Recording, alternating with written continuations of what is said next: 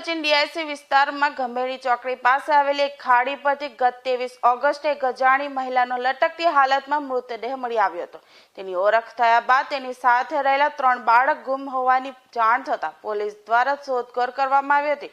છેલ્લા 17 દિવસથી ત્રણેય બાળકોની કોઈ પણ ભાળ મળી નથી। જ્યારે પોલીસ દ્વારા સીસીટીવીની તપાસ કરવામાં આવતા 22 ઓગસ્ટના રોજ આ મહિલા પોતાના 3 બાળક સાથે કેમેરામાં કેદ થઈ હતી। જ્યારે 23 ઓગસ્ટે જ આ મહિલા લટકતી હાલતમાં મળી આવી હતી, જેથી ખાડી વિસ્તારના આસપાસના ડ્રોન ઉડાવી પણ તપાસ કરવામાં આવી રહી છે। હાલ તો આ મહિલાએ ત્રણેય બાળકોને ખાડીમાં ફેંકી દીધા બાદ આપઘાત કરી લીધો હોવાની દિશામાં તપાસ કરવામાં આવી રહી છે।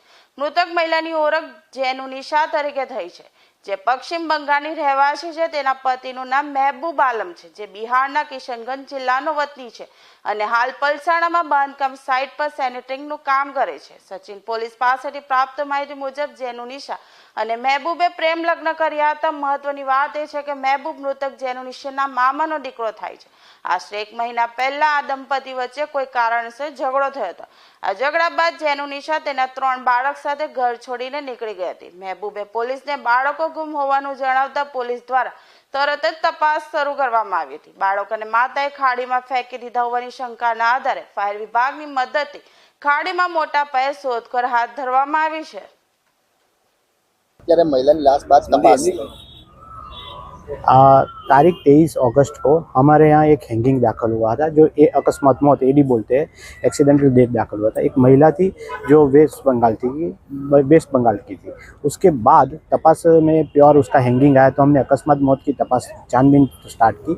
उसकी छानबीन के दौरान 30 तारीख को उसका पति हमारे पुलिस स्टेशन में आया कि हमारी ये महिला मेरी वाइफ है और उसके साथ 3 बच्चे थे।